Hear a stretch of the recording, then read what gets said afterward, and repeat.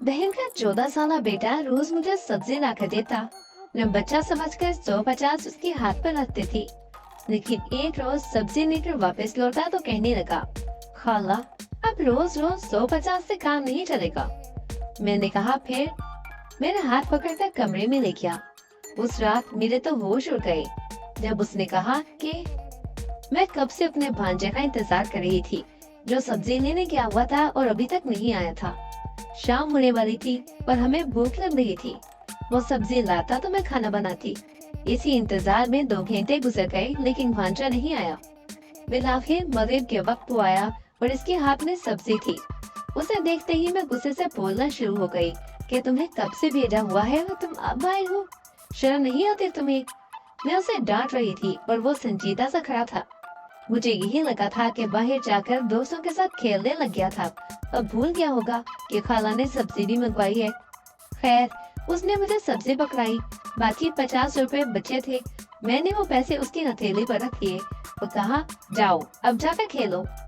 उसने अपनी हथेली पर रखे 50 रुपये को देखा और फिर हथेली चटक थी और गुस्से से कहा, अब मैं पैसे नहीं लूंगा। वो गर्दन अकड़ाए खड़ा था। मैंने हैरत से उसे देखा। पहले तो वो 50 सोल लेकर खुश हो जाता था और उछला कूदा करता था। अब उसे क्या हो गया? नहीं लेने? पर क्यों? 50 रुपए नहीं लेने तो कितने चाहिए? मैंने उससे अच्छे से पूछा। मेरी इस बात पर वो हल्का सा मुस्कुराया और फिर कहा, मुझे आपसे जो चाहिए वो आप मुझे देंगी? उसका अंदाज इतना पुरस्कार था कि मैं चौंक पड़ी और हैरत से उसे देखने लगी। भला इस 14-15 साल लड़की को मुझसे ऐसा क्या चाहिए था? बेशक कद में मुझसे लंबा हो चुका था, पर था तो बच्चा ही ना। मेरे हाथों में पल बढ़कर जवान हुआ था। मैंने उसे कहा कि हाँ बोलो, तुम्हें क्या चाहिए? मेरी बात सुनते ही उसने आसपास देखा और फिर मेरा हाथ पकड़कर कमरे में ले आया। पता नहीं क्यों इस वक्त मुझे अजीब लग रहा था, जैसे कुछ बुरा होने वाला था। वो अब कमरे में आकर भी खामोश हो गया था। इसका सर झुका हुआ था और वो बार बार अपने खुश्क लबों पर जुबान फेर रहा था। मैंने उसे कहा कि शौनी, जल्दी बताओ क्या मामला है। मेरे जहन में एकदम से आया था कि कहीं गलत सोहबत में न पड़ गया हूँ। पर इसने फिर जो बात की, उस बात पर मेरा दिमाग हिल गया। मैं हैरत से आंखें फाड़े उसे देख रही थी। उसने ऐसा सोचा भी कैसे? गुस्से से मुझे अपने दिमाग की नसें फटती हुई महसूस हुई। मैंने हाथ घुमाकर एक जोरदार थप्पड़ उसके मुंह पर दे मारा और गुस्से से धाड़ी, तुम्हें शर्म नहीं आती इस तरह की बात करते हुए? अपनी उम्र देखो और अपनी हरकतें देखो। दफा हो जाओ यहाँ से। वो मेरा थप्पड़ खाकर भी गया नहीं था, बल्कि अपनी जगह पर डट कर खड़ा रहा। मैं उसका बाजू पकड़कर खींचती कमरे से बाहर लाई। अब वो अपना बाजू छुड़ाती मुझसे यही कह रहा था, खाला मेरी बात सुनो, मेरी बात को समझने की कोशिश करो। मैं अब बच्चा नहीं रहा। लेकिन मेरा दिमाग इस वक्त हिला हुआ था। मैंने उसे धक्के मारते हुए घर से निकाल दिया और शोर की आवाज पर मेरी बेटी सोते हुए उठकर बाहर आ गई। वो परेशानी से मुझे देख रही थी और फिर मुझे बाजू से पकड़कर खींचने लगी। अम्मी, ये आप क्या कर रही हैं? वो खौफजदा नजरों से मुझे देखते पूछने लगी। उसने कभी सोचा भी न होगा कि मैं अपने भांजे के साथ ऐसा सलूक कर सकती हूँ। वो भांजा जिसे मैं अपना बेटा समझती थी, लेकिन वो नहीं जानती थी कि भांजे ने किस कदर शर्मनाक बात की थी। मेरा बस चलता तो डंडे से उसकी धुलाई करती, लेकिन बिन माँ का बच्चा था, ये सोचकर मैंने उसे बख्श दिया। अम्मी अब पागल हो गई है क्या? जैसे ही मैंने भांजे को बाहर निकालकर दरवाजा बंद किया, मेरी बेटी चिल्ला उठी, हाँ हाँ पागल हो गई हूँ मैं। मैंने झटके से उससे अपना बाजू छुड़वाया और तुम दफा हो जाओ यहाँ से, दुपट्टा लेकर रखा करो, सारी मुसीबत की जड़ तुम ही हो। मैंने एक थप्पड़ अपनी बेटी को भी रसीद कर दिया। वो हैरान परेशानी से मुझे देखने लगी। तलाक लेकर मेरे सर पर बैठ गई हो, अपना घर बसा नहीं सकी, यहाँ मुझे इम्तिहान में डाला हुआ है। मैं गुस्से से बड़बड़ा रही थी, जबकि मेरी बेटी बेयकीनी से मेरी जानिब देख रही थी। इसकी आंखों में आंसू आ चुके थे, पर मैं इस कदर गुस्से में थी कि उसकी तरफ ध्यान ही नहीं दे पा रही थी। वो कुछ देर तो खड़ी होती रही, फिर भागकर कमरे में चली गई। जाते ही कुंडी लगा दी। मैं थक हार कर चारपाई पर बैठ गई। मेरी सांस बुरी तरह से फूली हुई थी और अभी तक मुझे समझ नहीं आया था कि ये हुआ क्या है। पर इतना जरूर जानती थी कि 15 साल भांजा अब बच्चा नहीं रहा था। और मेरी बेटी, हाँ, वो हर बुराई की जड़ थी। मेरी और मेरी छोटी बहन की एक ही घर में शादी हुई थी। हमारे शोहरों के आपस में न बनने की वजह से हमारे घर अलग अलग थे और हम सालों में कभी कभी मिलते थे। शादी के 1 साल बाद ही मेरे घर बेटी पैदा हुई थी, जबकि मेरी बहन के पास वो औलाद नहीं थी। शादी के 8 साल बाद बेटा पैदा हुआ था। इसके पैदा होते ही मेरे देवर ने, जो कि मेरा बहनोई भी था, मोहल्ले में अलग घर ले लिया था और फिर वक्त कैसे ही गुजरता गया। मेरी बहन बाहर रहने लगी। मेरी बेटी बहुत खूबसूरत थी। स्कूल के दिनों से ही उसके रिश्ते आने शुरू हो गए थे और जैसे ही वो 18 साल की हुई, मैंने उसकी शादी कर दी। लेकिन बदकिस्मती से मेरी बेटी मां न बन पाई। उसका हर जगह इलाज करवाया और फिर मेरे दामाद ने उसे तलाक दे दी और कहा, ये तो माच है, इसको अपने पास ही संभाल कर रखो। जिस दिन मेरी बेटी को तलाक हुई, उसी दिन मेरी बहन फौत हो गई। मुझ पर तो जैसे गमों के पहाड़ टूट पड़े थे। बेटी और बहन दोनों का गम बहुत बड़ा था। बहन की वफात के बाद मेरे शौहर का दिल थोड़ा नरम पड़ गया और भांजा आने जाने लगा। अब मैं उसे अपना बेटा ही समझती थी। वो खाना भी हमारे घर ही खाता था। बाहर का सारा काम वही करता था। वो अपना घर सिर्फ सोने के लिए जाता था। उसका वहाँ दिल नहीं लगता था। माँ की याद उसे सोने नहीं देती थी। पिछले 1 साल से शानी हमारे घर आ जा रहा था। मेरे लिए वो सगे बेटे जैसा था। इस दौरान मेरी बेटी के काफी रिश्ते आए, पर सभी बाँझ सुनकर भाग जाते। अब अगर कोई रिश्ता आता तो किसी बूढ़े का, जिसके 5-6 बच्चे होते। मेरी बेटी अब इतनी भी तेगुसी नहीं थी कि वो किसी की नौकरानी बन जाती। 23 साल उम्र थी उसकी और खूबसूरत तो वो पहले से भी ज्यादा थी। मैं उसके रिश्ते को लेकर बहुत परेशान थी, पर आज शानी ने जो बात की, इससे तो मेरा दिल ही दहल गया था। दरअसल उसने मुझे कमरे में ले जाकर ये कहा था कि खाला, अपनी बेटी की शादी मुझसे कर दो, मैं अब बच्चा नहीं रहा। और उसकी इस बात पर उसने मुझे हिलाता ही रख दिया था। वो वाकई बच्चा नहीं रहा था। जाने कब उसने मेरी बेटी को इस नजर से देखना शुरू कर दिया, मुझे तो पता ही नहीं चला। मेरी बेटी तो उसे अपना भाई ही समझती थी। अब मैं उसे घर से धक्के देकर निकाल चुकी थी, तो मुझे लगता था कि वह कभी पलट कर यहाँ नहीं आने वाला। एक पल को सोचा कि बहनोई को फोन करके उसकी शिकायत लगाऊं, पर इससे भी बेटी का ही तमाशा बनता। उसने कहना था कि तुम्हारी बेटी ने ही मेरे बेटे पर डोरे डाले होंगे। या अल्लाह, अब मैं क्या करूं?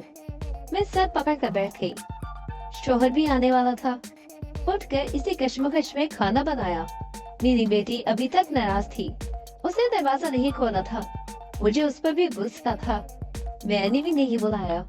खैर शोहर आया तो मैंने उसे खाना दिया और आज जो भी हुआ उसे बता दिया, ताकि बाद में कोई ऐसी वैसी बात हो तो वो मुझ पर गुस्सा न करे कि मैंने उससे कुछ नहीं बताया।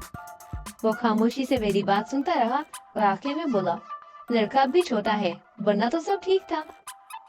मैंने हैरत से अपने शोहर की तरफ देखा और गुस्से से कहा, आपका दिमाग तो खराब नहीं हो गया है? क्या आप भूल गए हैं आपके भाई की फितरत कैसी है? और फिर लोग तो हमें तानों से ही मार डालेंगे। मैं गुस्से से बोली, तो पहले कौन सा लोग हमें फूलों के हार पहना रहे हैं? पहले भी तो हमें बातें ही सुनना पड़ रही है। मेरे शोहर ने भी चढ़कर बोला। उन्हें भी गुस्सा आ गया था। मैं खामोश हो गई। जानती थी वो भी उतना ही परेशान है जितनी कि मैं। अभी थोड़ी ही देर गुजरी थी जब अचानक दरवाजे पर जोर जोर से दस्तक होना शुरू हो गई। कोई पागलों की तरह दरवाजा पीट रहा था। मेरे शोहर ने जाकर दरवाजा खोला। बाहर शानी खड़ा था। उसके चेहरे का रंग उड़ा हुआ था। चेहरा फक हो चुका था और उससे बोला नहीं जा रहा था। क्या लेने आई हो तुम यहाँ? उसे देखते ही मेरे शोहर ने गुस्से से पूछा। मुझे जब पता चला कि भांजा फिर से आ गया है, मैं आग को गोला होकर दरवाजे की जाने बढ़ी। तुम फिर से आ गए, जाते हुए या तुम्हारे बाप को फोन करूं? आज से हमारा तुमसे कोई रिश्ता नहीं है। मैं गुस्से से कहती दरवाजा बंद करने वाली थी जब उसने मेरी बेटी का नाम लिया। वो मशीन ने खुदकुशी कर ली। इसने मोबाइल मेरे सामने करते हुए कहा। वह हमें धक्का देते अंदर दाखिल हो गया। इसकी बात सुनकर मैं तो साकत रह गई।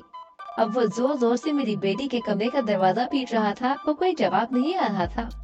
उसकी हालत बुरी हो चुकी थी, जबकि मैं तो फटी फटी निगाहों से उन्हें देख रही थी। भला मेरी बेटी खुदकुशी क्यों करेगी? मैं हैरान थी। मेरे शोहर और भांजे ने मिलकर दरवाजा तोड़ दिया और अंदर मेरी बेटी गिरी पड़ी थी।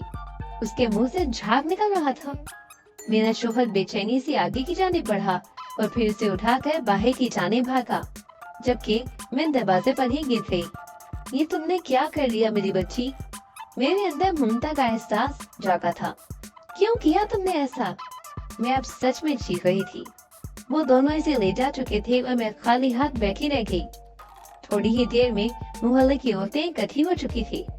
अजीब अजीब सी बातें फैल चुकी थी। मेरा तो खौफ से दिल फटने को था। अगर मेरी बेटी को कुछ हो गया तो?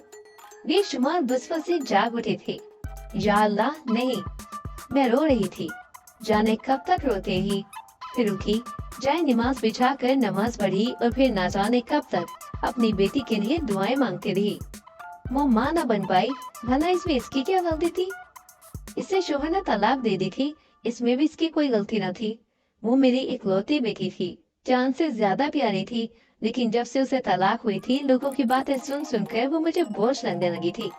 मैं अब उससे हर वक्त खफा रहती थी, बिला वजह डांट देती थी। आज वो सब मुझे याद आ रहा था और मेरा दिल तड़प रहा था कि खुदारा मेरी बच्ची को कुछ न हो। कितनी पागल थी ना मैं। लोगों की बातें सुन सुनकर और लोग क्या कहेंगे ये सोच सोचकर अपनी ही बेटी को अजियत देती रही थी। और आज तो मैंने हाथ कर दी, तभी उससे इतना बड़ा कदम उठाया था, वरना तो मेरी बेटी बड़ी साबिर और शाकिर थी। सुबह तक मैं दुआएं ही मांगती रही। फिर फजर के बाद मेरा शोहर मुझे लेने आया। उसने मुझे कुछ न बताया और मैं धड़कते दिल के साथ अस्पताल गई। मेरी बेटी अब खतरे से बाहर थी, उसे होश नहीं आया था।